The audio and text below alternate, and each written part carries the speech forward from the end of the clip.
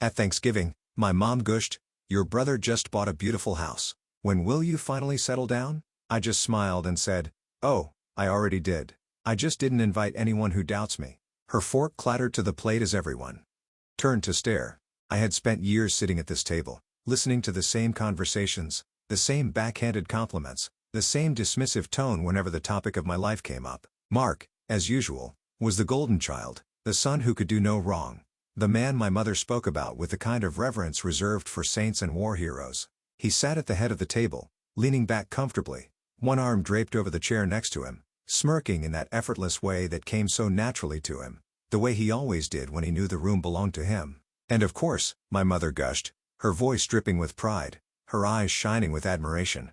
"Mark just bought the most beautiful house. 4 bedrooms, a gorgeous kitchen, and, oh, the backyard is just stunning.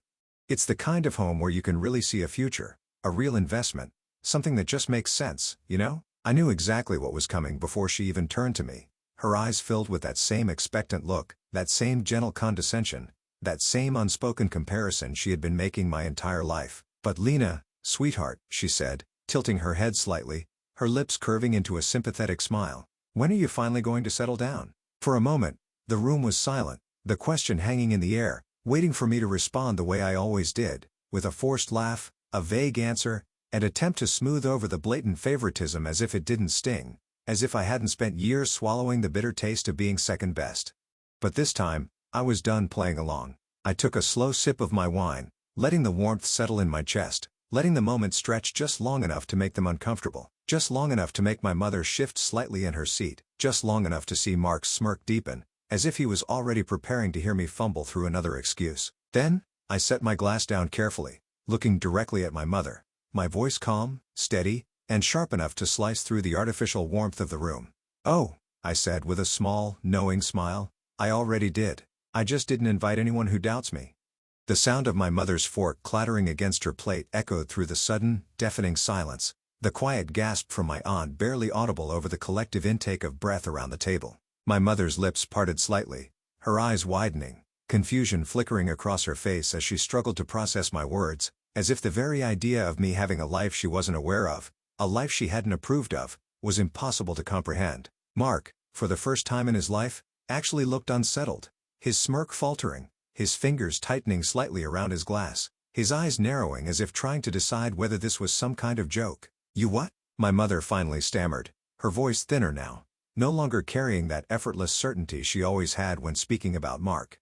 "What do you mean you settled down? You didn't tell us anything about exactly," I said smoothly, taking another sip of wine, watching as the realization started to creep in, as the whispers started spreading down the table, as the carefully crafted illusion of our family's perfect balance began to crack, piece by piece. My mother's gaze darted toward Mark as if looking for reassurance, as if expecting him to smirk and roll his eyes and dismiss my words as some kind of sarcastic remark. But Mark didn't say a word, his jaw tightening slightly, his fingers tapping idly against the table, his confidence shaken just enough for me to see it, just enough for me to enjoy it. "Lena," my mother said again, her voice more cautious now, her eyes searching mine for some kind of answer that would make sense to her, something that would put things back into the neat little boxes she had arranged in her mind. "What exactly do you mean by that?" I smiled, slow and deliberate, savoring the moment, savoring the way the power had shifted in the room, savoring the way they all leaned in slightly, waiting, expecting me to explain myself, to justify myself, to give them the details they suddenly seemed so desperate to know. But I didn't. Instead, I reached for the mashed potatoes, casually spooning some onto my plate, completely unfazed by the silence, by the eyes burning into me, by the fact that for the first time in my life, I had taken the attention away from Mark without even trying. And as I took a bite, as I chewed slowly, as I let the moment stretch just a little longer, I saw it. The first crack in my mother's certainty, the first hint of doubt in Mark's eyes, the first time in years that the conversation wasn't revolving around him. I swallowed, wiped my mouth with my napkin, and then, finally, I met my mother's gaze with a look that said everything I didn't need to say out loud. "You always assumed I was behind," I said, my voice soft but firm, my words sinking into the heavy air between us like stones in water. "You just never bothered to ask where I was going." Silence. Thick, heavy, suffocating silence. And for the first time in my life, I didn't feel invisible. I didn't feel small. I didn't feel like the afterthought sitting in the shadow of the sun she had always put on a pedestal. For the first time in my life, I felt like I had one.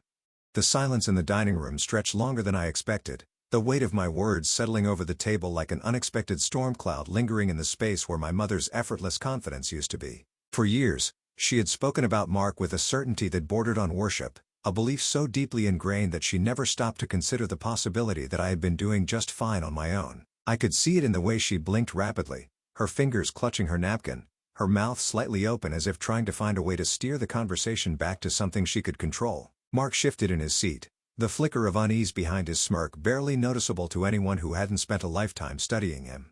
He had always been so sure of his place in this family, so secure in the knowledge that he was the successful one, the one who mattered, the one our mother would always put first. But now, for the first time, I had taken something from him: attention, control, the power to dictate the narrative, and I could feel the frustration radiating off him like heat. "So, Lena," my Aunt Carol finally said, breaking the tension with the forced lightness that did nothing to mask the curiosity in her voice, "where exactly is this house of yours?" I took my time chewing my food, setting my fork down carefully, letting my gaze sweep across the table, watching as the interest in my life, for once, outweighed the usual dismissiveness. It was almost amusing how little they knew about me, how little effort they had ever made to ask real questions about my choices, my plans, my success. They had spent so much time assuming I was floundering that it had never occurred to them that I might actually be ahead. "Oh, you know," I said casually, reaching for my wine glass, swirling the deep red liquid slowly before taking a small sip, "not too far from here, about 20 minutes or so, depending on traffic." That answer was deliberately vague, just enough to keep them wondering, just enough to make them itch for more details, just enough to let the power continue shifting in my favor. My mother cleared her throat, regaining just enough composure to attempt to mask her irritation, but I could see the way her grip on her fork had tightened, the way her shoulders had tensed slightly. "How long have you had it?" she asked, her tone even but laced with the kind of forced politeness she reserved for people she didn't particularly respect. I shrugged, leaning back slightly in my chair, enjoying the way the entire table was hanging on to my words now, waiting, expecting, desperate to fill in the gaps of a story they had never bothered to ask about before. "Almost a year," I said, pretending not to notice the way my mother's expression twitched, the way Mark's smirk vanished for just a fraction of a second before he covered it up with another sip of his drink. "A year. An entire year of owning my own home, of making my own decisions, of living a life separate from their expectations, and they had never known."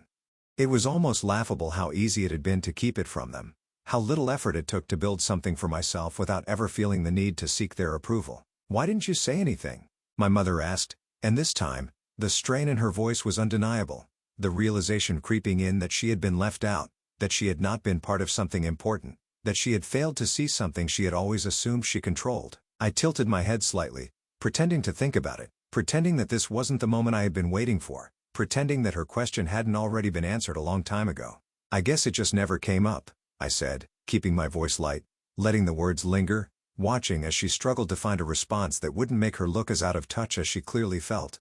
Mark let out a short laugh, shaking his head, leaning back in his chair with the same forced confidence he always relied on when he felt threatened. "Come on, Lena," he said, smirking just enough to make it clear he was trying to regain some ground. "A house is a pretty big deal. Kind of weird to keep something like that a secret, don't you think?" I met his gaze steadily, letting him see that I wasn't intimidated, that I wasn't going to shrink under his scrutiny the way I had in the past, that whatever power he thought he had over me was slipping through his fingers faster than he realized. "Not really," I said, lifting my glass again, letting the silence stretch just long enough to make him uncomfortable, just long enough for the weight of my words to settle. "I mean, it's not like anyone ever asked." The subtle jab landed exactly where I wanted it to, my mother's lips pressing into a thin line, my aunt shifting awkwardly in her seat, Mark's smirk faltering just enough for me to see the frustration beneath it. They had never asked, never cared to check, never once considered that I might be building something for myself while they were too busy focusing on Mark's every move. "Well," Mark said after a long pause, regaining just enough composure to attempt another shot, his smirk returning, his voice dripping with that same smugness he had always used to remind me of his supposed superiority. "What kind of place did you even buy?" I could see what he was trying to do, trying to diminish whatever I had achieved before he even knew the details, trying to belittle my success before I had the chance to fully reveal it. He was desperate now, trying to grasp onto any last shred of control he had, trying to make sure he was still the one on top. I smiled, slow and deliberate, setting my glass down carefully before looking him directly in the eye. "Oh," I said, my voice effortlessly calm, my words landing with the force of a final, undeniable truth: "It's bigger than yours." The stunned silence that followed was even more satisfying than I had imagined. Mark's smirk twitched at the corners, his confidence wavering just slightly, his fingers tightening around his glass as if he needed something to hold on to, something solid to anchor him in the suddenly shifting conversation. For the first time in years, he wasn't the center of attention, wasn't the unquestioned star of the evening, wasn't the one basking in our mother's relentless praise while I was left to sit quietly in the background. And judging by the tension in his jaw, he didn't like it. The silence that followed my last words hung over the table, thick and suffocating, stretching long enough for the weight of them to fully sink in. My mother blinked rapidly, her lips parting as if she wanted to say something, but for once, there was nothing she could offer to immediately dismiss or downplay what I had just said. "Bigger?" my Aunt Carol finally asked, her brows raising slightly, her curiosity now overtaking her usual indifference. "Well, how big are we talking here, Lena?" I could feel Mark's eyes burning into me, his smirk now nothing more than a strained line, his fingers tapping impatiently against the table, his irritation barely contained beneath his thinly veiled composure. He had spent his whole life being the one with the most impressive achievements, the most praiseworthy milestones, the one everyone in the family admired. But now, that certainty had been shaken, and he hated it. I leaned back slightly, letting my fingers graze the stem of my wineglass, taking my time before answering, enjoying the way the power had so effortlessly shifted in my favor. "Just over 4,000 square feet, I said lightly, my tone casual, almost uninterested, as if the number didn't carry any weight at all. Mark's expression barely flickered, but I caught it, the slight widening of his eyes, the way his grip on his glass tightened just a little more, the way his smirk struggled to stay in place. 4,000? My cousin Lisa repeated, her voice somewhere between impressed and disbelieving. That's huge, Lena." My mother inhaled sharply, blinking as if trying to process the information, trying to reconcile it with the version of me she had always carried in her mind, the version that needed guidance, that needed concern. That wasn't quite as accomplished or successful as Mark. "But, sweetheart," she said finally, forcing a thin smile, her voice just a little too tight, "don't you think that's a bit much for someone on their own?" And there it was. I could almost hear the desperate attempt to regain control in her voice, the subtle, almost instinctive effort to turn my success into something that required justification, something that needed to be explained, something that couldn't just be accepted at face value. I let the question sit for a moment, watching her, watching Mark, watching the way their carefully crafted perceptions of me were crumbling, piece by piece. "Not really," I said finally, my voice even, unwavering, perfectly calm. "I mean, I didn't take out a mortgage or anything, so it's not like I have to worry about it being a financial strain." The reaction was instant. Mark's glass hit the table a little harder than necessary, his knuckles white against the glass, his entire body stiffening as if I had just slapped him across the face. My mother's mouth fell open slightly, her carefully maintained expression cracking just enough for me to see the genuine shock beneath it. "You," she started, her voice faltering for the first time all night. "You paid for it, in full?" I tilted my head slightly, pretending to consider my answer, even though I already knew the impact of what I had just revealed, even though I had been waiting for this moment, even though I had imagined this exact reaction 1,000 times before. "Yeah," I said, my tone light, my smile unbothered, my posture completely relaxed. I mean, it just made sense. No debt, no loans, no worrying about interest rates, just mine. The weight of my words settled heavily across the table, thick and undeniable, shifting the energy of the entire room in an instant. Mark's face had gone pale, his smirk long gone, his confidence visibly unraveling in real time. He had spent his entire life being the golden boy, the one with the most to brag about, the one our mother doted on endlessly, the one who had always been one step ahead. And yet, here I was, calmly revealing that I had surpassed him without even trying, without seeking validation, without needing anyone's approval. "So," I said, letting my gaze drift toward him, watching as he swallowed hard, his Adam's apple bobbing, "how's your mortgage, Mark?" His jaw clenched, his eyes flashing with something dangerously close to resentment, his fingers gripping the edges of his plate like he was trying to keep himself from snapping. My mother cleared her throat, trying desperately to salvage the conversation, to redirect the attention back to Mark, to rebuild the image that had just shattered in front of everyone. "Well, Mark's home is absolutely lovely," she said quickly, her smile forced, her voice a little too bright, her hands clasped together tightly in her lap. "And it's in such a wonderful neighborhood, such a smart investment." Mark exhaled sharply, straightening in his chair, forcing a tight smile back onto his face, clearly relieved by the save. "Yeah," he said, his voice a little stiff, his confidence not quite as effortless as before. "And, You know, real estate is all about timing. The market's been tricky, but I got a great deal. Aunt Carol raised an eyebrow, tilting her head slightly, clearly intrigued by the sudden shift in Mark's demeanor. Wait, she said, setting her fork down. You didn't pay for your house in full? The question landed hard, the sudden change in conversation knocking Mark off balance once again. He hesitated, barely a fraction of a second, but it was long enough. Well, no, he admitted, shifting in his seat, his fingers tightening around his napkin. I mean, most people don't, right? That's not really how it works. I let out a soft humming slowly, pretending to consider his words, even though I already knew the truth, even though I had already won. That's fair, I said, my voice light, unbothered. I guess some of us just prefer not to owe anyone anything. Mark didn't respond, his jaw tight, his expression unreadable, his hand still gripping the table as if it were the only thing keeping him grounded. And for the first time in my life, I watched as the golden boy cracked. The tension in the dining room had shifted from awkward curiosity to something sharper, something more unsettled, something teetering on the edge of collapse. Mark still sat stiffly in his chair, his fingers wrapped too tightly around his napkin, his jaw locked in a way that told me he was trying to hold his composure, but the cracks were already starting to show. My mother, sitting beside him, was clearly desperate to regain control of the conversation, but every attempt she made to steer things back toward his supposed success had fallen flat. I had spent my entire life sitting at this table, listening to her brag about him as if his accomplishments somehow validated her existence, as if his every success was proof that she had raised the perfect son, the one who had done everything right, the one who had never disappointed her. And I had spent just as many years biting my tongue, letting the comparisons roll off my back, pretending that it didn't matter when she glossed over my achievements, when she treated me like an afterthought, when she made it clear that I would never measure up to the image she had built of him. But tonight, that image was starting to crumble, and I wasn't about to stop it. You know, I said, tapping my fingers lightly against the table, keeping my voice even, keeping my expression carefully composed, it's funny how much people assume about you when they don't actually bother to ask. My mother exhaled sharply, her shoulders stiffening, her lips pressing into a thin, disapproving line. Oh come on Lena, she said, forcing a strained chuckle, shaking her head as if she could dismiss everything I had just said, as if she could smooth over the undeniable fact that for the first time in years, Mark wasn't the center of attention. It's not like we ignore you. I let out a short, humorless laugh, cutting her off with nothing more than the slight tilt of my head, watching as she faltered as she realized too late that her usual deflections wouldn't work this time.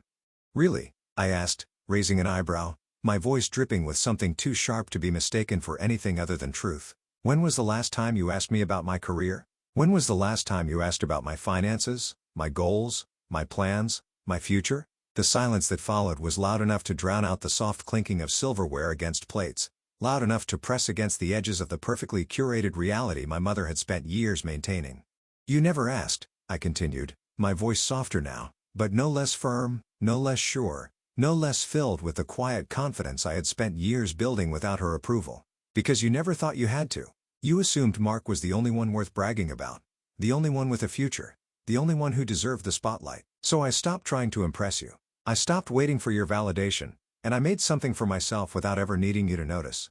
My mother opened her mouth, then closed it again, her fingers twitching slightly where they rested against the table, her expression torn between defensiveness and something dangerously close to realization. Mark let out a sharp breath, his smirk returning, though it didn't quite reach his eyes. Okay, Lena, he said, his voice too smooth, too forced, too controlled for someone who wasn't feeling the weight of the conversation pressing down on him. We get it. You bought a house. You did well for yourself. Congratulations. Do you want a medal? I turned my gaze to him slowly, watching as he shifted, as he rolled his shoulders, as he tried desperately to regain the power he had always held over me. No, I said, my voice calm, unbothered. But maybe you should think about getting some financial advice before you keep running your mouth. His smirk twitched. Excuse me. I leaned forward slightly, resting my elbows on the table, tilting my head just enough to let him know that I wasn't playing, that I wasn't just throwing words around to get a reaction, that I had something he didn't want me to say out loud. You like to talk about your success, I said, watching the flicker of discomfort in his eyes, watching as his fingers curled just slightly against the table. You like to act like you're the one who has it all figured out. But the truth is, Mark, you didn't really buy your house, did you? The blood drained from his face so fast that for a moment, I thought he might actually be sick. The entire table had gone still, every set of eyes darting between me and Mark, my mother sitting up straighter, her hands clutching the napkin in her lap as if holding on to it would somehow stabilize the conversation. Lena, she said slowly, carefully, like she was afraid of what I might say next, like she already knew she wouldn't like it. What are you talking about? I didn't look away from Mark. Did you tell her, Mark? I asked, keeping my voice light, tilting my head slightly. Did you tell her that you're drowning in debt? Did you tell her that you didn't actually buy that house? That the bank owns most of it? That you maxed out multiple credit cards just to cover the down payment? That you're barely keeping up with your mortgage payments? My mother gasped, her face going pale, her eyes darting to Mark, searching for reassurance, searching for the version of him she had always believed in. That's not, Mark started, his voice strangled, his hands clenching into fists against the table. Not what? I asked, raising an eyebrow, giving him one last chance to admit the truth before I said it for him. Not true? Because I pulled your credit report, Mark. I know exactly how much debt you're carrying. I know exactly how much you owe, how much you're struggling, how much you've been lying to everyone sitting at this table. The silence was deafening. Mark's face twisted with something ugly, something furious, something that he had never directed at me before, something that told me I had hit the one nerve he had never expected me to find. You little, he started, pushing back his chair abruptly, but my mother's sharp intake of breath stopped him. She turned to him slowly, her hands shaking, her expression a mixture of disbelief and disappointment, the kind she had never once directed at him in all the years she had spent believing he could do no wrong. Mark, she said, her voice barely above a whisper, but heavy with something final, something undeniable. Tell me that's not true. And for the first time in his life, Mark had no answer. The silence in the dining room stretched long and thick, hanging over the table like a fog that refused to lift, settling deep into every tense muscle, every clenched fist, every wary glance exchanged between the people who had just been forced at a truth they never saw coming. My mother sat rigid in her chair, her fingers curled so tightly around the napkin in her lap that the fabric had twisted into a crumpled mess, her breath uneven, her lips slightly parted as if she wanted to speak but couldn't quite find the words. Mark, on the other hand, looked like a man who had just been backed into a corner, his jaw set so tight I thought his teeth might crack under the pressure, his chest rising and falling with shallow, uneven breaths as he struggled to come up with something, anything that would make this moment go away. I had spent years watching him manipulate conversations, twist words, redirect attention back onto himself whenever things didn't go his way, and I could tell, even now, that his mind was racing, desperately trying to piece together some excuse that would put him back in control. But the thing about control is that once you lose it, once it slips through your fingers in front of the people who have always believed in you without question, it's nearly impossible to get it back. You're lying, Mark finally said, his voice flat, steady, but carrying the sharp edge of someone who is just a little too desperate to be convincing. You don't know what you're talking about. I let out a slow breath, tilting my head slightly, watching him, studying the way his fingers twitched against the table, the way his eyes darted briefly toward our mother before settling back on me. He was waiting for her to step in, waiting for her to defend him, waiting for her to do what she had always done, dismiss anything that made him look bad and shift the blame onto someone else. But for once, she didn't. Instead, she turned toward him, her brow furrowed, her voice quiet but laced with something I had never heard directed at him before. Uncertainty. Mark, she said, her tone cautious, careful as if she was afraid of the answer. Tell me she's wrong. Mark let out a sharp laugh, shaking his head quickly, forcing a smirk that barely lasted a second before cracking under the weight of the moment. Mom, come on, he said, waving a hand dismissively, his voice taking on that same patronizing tone he had always used when trying to make himself sound like the rational one. Lena doesn't know what she's talking about. She's just trying to stir up drama. I leaned forward slightly, resting my elbows on the table, my expression calm, steady, unbothered. If I'm lying, I said, keeping my voice light, tilting my head just enough to make him squirm, then why don't you show Mom your bank statements? Your mortgage details? Go ahead, Mark. Prove me wrong. His jaw tightened, his breath hitching for just a fraction of a second, his fingers clenching into fists so tight that his knuckles turned white. And that was all the proof anyone needed. My mother inhaled sharply, her eyes widening, her hand flying to her mouth as if she could physically stop herself from gasping out loud. Oh my God, she whispered, her voice barely above a breath, the weight of realization crashing over her like a tidal wave. Mark's entire body stiffened, his fists pressing into the table, his breath coming out in quick, uneven bursts as the truth settled over the room, undeniable, inescapable, suffocating. How much? My mother asked, her voice shaking, her fingers trembling as she turned to face him fully now, no longer looking to me for answers, no longer trying to pretend this was anything other than exactly what it was. How much do you owe? Mark swallowed hard, his throat bobbing, his eyes darting around the room as if searching for an escape route, as if hoping someone, anyone, would come to his rescue. But no one did. "Mom, it's not how much." The room fell into an eerie stillness, the weight of her question pressing down on all of us, the tension thick enough to choke on. Mark hesitated, his tongue darting out to wet his lips, his fingers flexing against the table, his entire body screaming reluctance. Then, finally, through gritted teeth, he muttered, "A little over 300,000. The collective inhale around the table was almost deafening. My mother actually reeled back, her hand gripping the edge of the table as if the number had physically knocked the breath from her lungs. 300, she started, but the words got stuck, tangled in her disbelief, her devastation, her humiliation.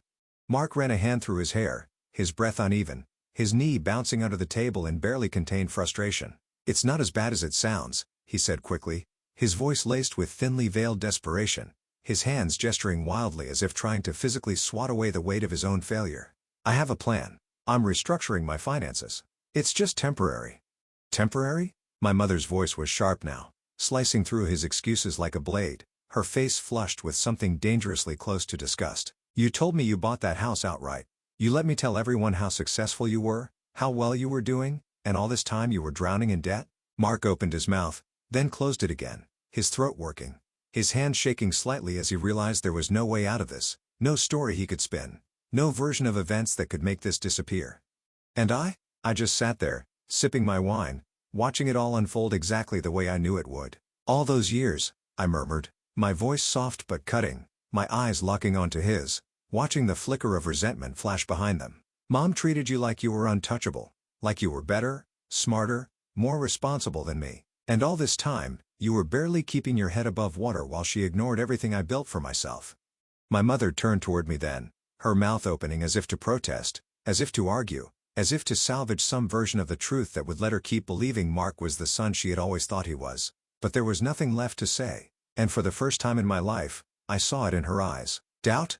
Uncertainty. The realization that maybe, just maybe, she had been wrong all along. Mark's chair scraped against the floor as he suddenly stood, his fists clenched at his sides, his face twisted with anger, his breathing uneven, his entire body radiating rage. And then, just as I expected, he turned that rage toward me. "You think you're better than me?" he snapped, his voice sharp, shaking, his eyes burning with something dark, something venomous. "You think you've won something here?" I smiled, slow and deliberate, tilting my head slightly as I met his furious gaze with nothing but pure, unwavering satisfaction. "I don't think I've won," I said simply, my voice calm, steady, unshaken. "I know I have." Mark's breathing was uneven, his fists clenched so tightly at his sides that his knuckles had turned ghostly white, his jaw locked in a way that made the muscle twitch beneath his skin. He wasn't just angry, he was furious, the kind of rage that boiled over when someone who had spent their entire life on top suddenly found themselves staring up from the bottom. The kind of anger that only came from watching an illusion you built with your own hands shatter into 1,000 irreparable pieces.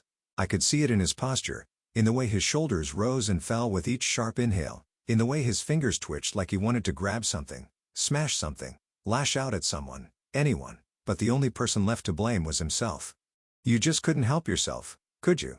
Mark finally snapped, his voice sharp, strained, dripping with bitterness as he glared at me across the table, his entire body radiating barely restrained fury. "You couldn't let me have one night without turning it into some competition, without trying to make yourself look better at my expense." I let out a soft, amused breath, shaking my head slowly, watching as his face twisted even further in frustration, his words landing weakly against the sheer force of reality pressing down on him. "I never tried to make myself look better, Mark," I said smoothly, my voice carrying the kind of calm that only comes when you know you've already won.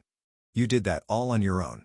The dining room was silent, save for the sound of my mother's uneasy shifting in her chair, her breath shallow, her hands still clutching the napkin in her lap as if it were the only thing tethering her to the ground. She was staring at Mark now, not with admiration, not with pride, not with the unwavering devotion she had always reserved just for him. No, this time, her expression was something else entirely, something unfamiliar, something cold, something that Mark had never had to face before. Disappointment. He must have seen it too, because his entire face twisted, his hands slamming against the table as he let out a sharp, humorless laugh, the sound brittle and hollow, filled with something dangerously close to desperation. "Are you seriously gonna sit there and look at me like that, Mom?" he demanded, his voice cracking just slightly at the edges, his eyes wide, wild, searching for some last shred of the blind loyalty he had always counted on. After everything I've done? After everything I've accomplished? You're really gonna act like she's the one you should be proud of? My mother inhaled sharply, her fingers tightening around the napkin, her lips pressing into a thin line as she looked at him, as she really looked at him for the first time in years, as she took in the full weight of everything he had been hiding, everything he had been pretending to be, everything he had failed to live up to. I don't even know who you are, she whispered, her voice barely above a breath, but carrying the kind of finality that made Mark flinch like she had physically struck him. Mark took a step back as if the air had been knocked out of his lungs, his face twisting, his entire body stiffening with something dangerously close to panic. "Oh, please," he spat, shaking his head, forcing a sharp, bitter laugh that only made him look more pathetic, more desperate. Like, she's so perfect. Right? Like, Lena's been waiting her whole life to rub this in my face, to make me look like the failure. You are the failure. I cut in smoothly, watching as he snapped his mouth shut, his face contorting with rage, his hands twitching at his sides. Not because you struggled. Not because you made bad financial decisions. Not even because you lied about all of it. No, Mark, you're the failure because you spent your entire life thinking you were better than me, thinking you didn't have to work as hard, thinking that mom's approval was all you ever needed to be untouchable. Mark's lips parted slightly, his breath uneven, his eyes burning with something close to fear. But I wasn't done. And guess what? I continued, tilting my head slightly, my voice soft but sharp, calm but devastating. She's not proud of you anymore, and she never will be again. The words landed like a hammer, like a wrecking ball, like the final, irreversible crack in the image he had spent his entire life crafting.